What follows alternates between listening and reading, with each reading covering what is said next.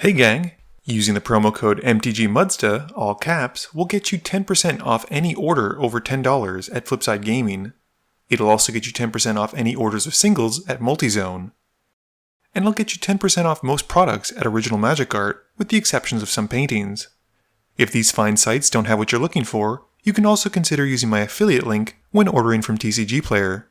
And if you'd like to join the Generic Goblin Gang to support this channel, there's a link to my Patreon in the description below. It's December, and that means that in addition to hectic holidays, you're going to be getting 3 EDH games a week coming at you. In today's game, we find ourselves in Jersey, and it's filmed by Trevor. Trevor is playing his Yidris deck, keeping a Temple of Epiphany, a Forest, Pernicious Deed, Windfall, Island, and Phyrexian Arena. Matt's playing with the Mulch with his Multani deck, keeping a Wayward Swordtooth, a Forest, Myriad Landscape, Yavimaya Hollow, Nykthos, Mana Reflections, and Swiftfoot Boots. Frank is back with Yerick, keeping a Bloodstained Mire, a Swamp, an Island, Growing Rites of Itlimoc, Guardian Project, Cyclonic Rift, and Reclamation Sage. And last but not least, Sean is playing Pramicon, keeping Temple of Triumph, Tranquil Cove, Windborn Muse, Path to Exile, Boros Signet, Command Tower, and Dictate of the Twin Gods. Sean wins the die roll and starts us off. Sean plays a tap Tranquil Cove, gaining 1 life and going to 41. Frank plays a Bloodstained Mire and passes.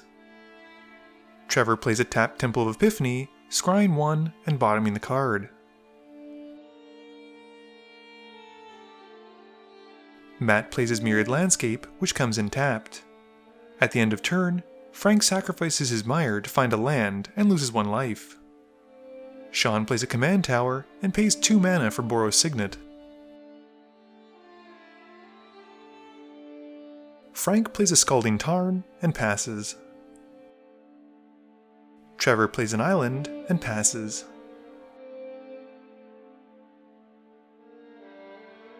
Matt plays a Forest and pays the 2 needed for a Swiftfoot Boots. And at the same time, Frank cracks his Tarn. Sean taps out in his main phase for Pramicon, and he has everyone attacking to their right, which he illustrates.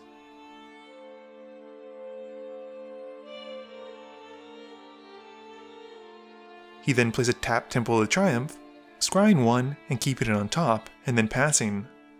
Once again, unfortunately, it takes Frank literally an hour to find a breeding pool. Thanks for wasting my time, Frank. Frank plays a Swamp, and he plays Golgari Signet before passing to Trevor. Trevor casts a Sol Ring and plays a Forest. He still has enough to cast a Skyshroud Claim, and he passes while searching for 2 Forest land cards. Matt plays a Yavimaya Hollows and pays 2 for a Lotus Cobra. He then equips the boots onto the Cobra, which doesn't make a lot of sense since Cobra don't have feet, but whatever Matt, you do you. Sean draws, and casts Windborn Muse to dissuade Frank from attacking him. He then plays a tap Boros Garrison as his land drop for turn, and he returns a land to his hand. At the end of turn, Frank casts Mystical Tutor, and we wait another 2 hours for him to find 1 card. He reveals a Neoform, and puts it on top of his library. Frank draws the Neoform, and plays an Island for his turn. He has enough mana to cast his commander, Yerick, and he then passes to Trevor.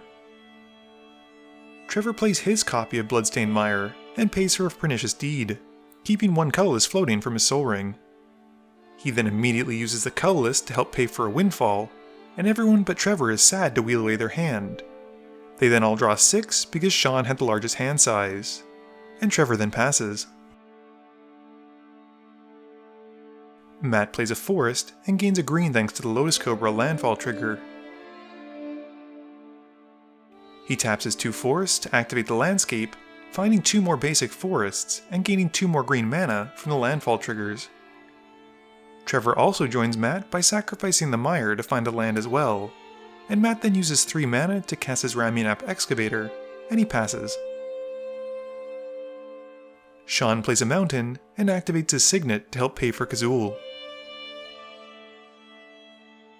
Frank plays a misty rainforest and cracks it to go find a land, while Sean gives a brief breakdown of what he thinks is going on. I would just like to point out that this is what Trevor does when he wants to turn people against him. Against me? Or away from him, rather. Away from him. While he slowly, except not so slowly, ramps into some kind of ridiculous, greedy mana base. We then see Frank's Signet get activated and help pay for a ravenous Chupacabra, who comes in and triggers twice because of Yarick. He takes out the Muse and Kazul.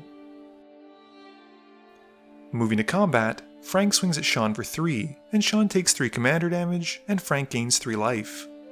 Trevor plays a mountain and asks Frank what's the meanest card in his deck, which is a question you never want to answer.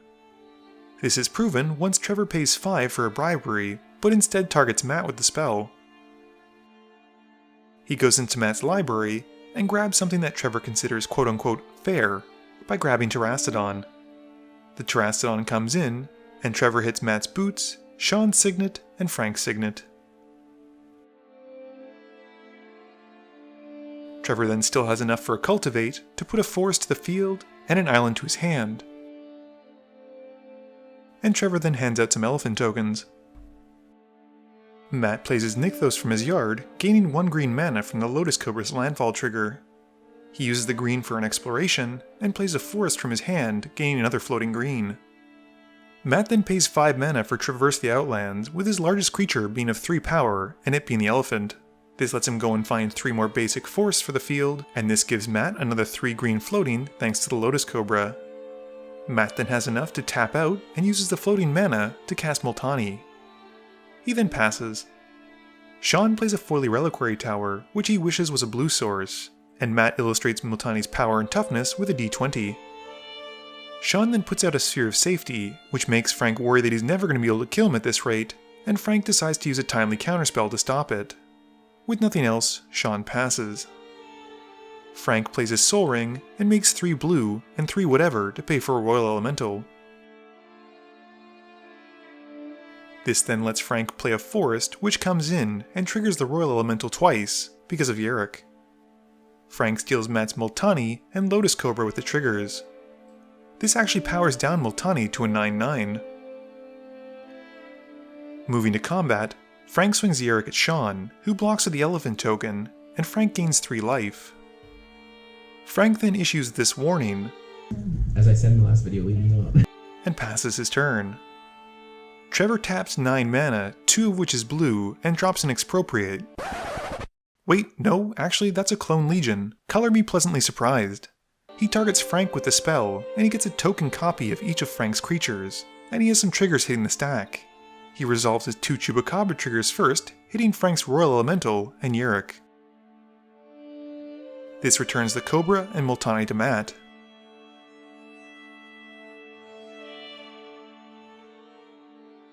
Trevor then plays an island, gaining 2 triggers from the Cobra, making 2 mana, and also gaining 2 Royal Elemental token triggers. This time Trevor steals the Multani and the Lotus Cobra from Matt. Trevor then uses his 2 lands and 2 floating mana to have a Spark Double come in as a copy of the Chupacabra. He gains 2 more Destroy Target Creature Enter the Battlefield triggers, and he takes out Pramicon and the Ramiap Excavator. Heading to combat, Trevor then hits Sean for 9 with the Terastodon.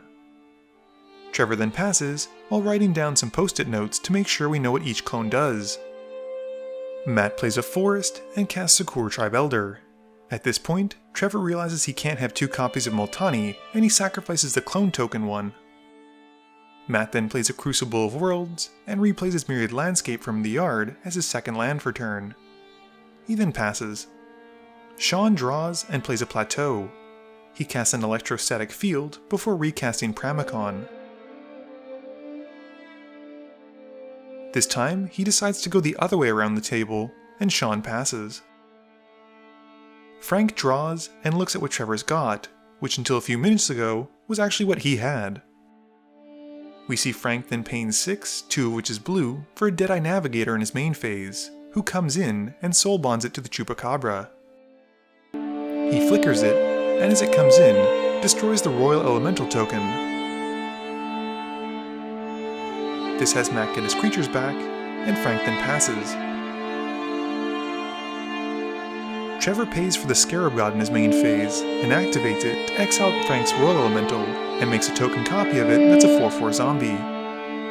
Trevor then plays a Temple of Malice, gaining 1 Scry, 2 mana from his token Lotus Cobra, and 2 steel triggers from the Royal Elemental. Which makes Frank realize that if there's no response to this right now, there's not very much they can do to stop Trevor from controlling the board for the rest of the game. He asks around the table, and with everyone having basically nothing because of the windfall, they all agree that Trevor's pretty much got it locked up, and they move to the next game. Game review time. So, unfortunately, this was probably the worst showing of Matt's Multani deck that I think he's ever had on camera. He didn't have any early game ramp, and he didn't really seem to do very much, until he did, at which point all of this stuff was stolen anyway. Sean's Pramicon deck fundamentally changed the way that they played Magic at the table, and as a result drew a ton of hate. It probably also didn't help his chances by playing a bunch of Pillow Fort cards and not allowing his opponents to attack him. Frank continues the trend of taking up 6 hours per game just searching for 1 or 2 cards, and he's a monster. I do say this in jest though. His Yorick deck is actually very, very strong with tons of good ETB effects, which unfortunately worked against him in this game when Trevor decided to play his Yidris deck. The Yidris deck is only as strong as the decks that his opponents are playing, and in this case, it was very, very good. Royal Elemental continues to impress me in EDH, and it's a card I don't see that often get played, which could just be my meta, but I think it's very, very powerful for what it does. Please be sure to tune in every Monday and Thursday at 11 AM Eastern Standard Time for a guaranteed new video. You can also follow me on Twitter at MTGMudsta. You can find me on Facebook at facebook.com/mtgmudsta. And lastly, you can check me out when I stream at twitch.tv/mtgmudsta. This video is brought to you in support by my patrons. If you're looking for a way to help out the channel, please be sure to visit the link below. Thank you all for watching this video, and don't forget, friends are just opponents you haven't eliminated yet.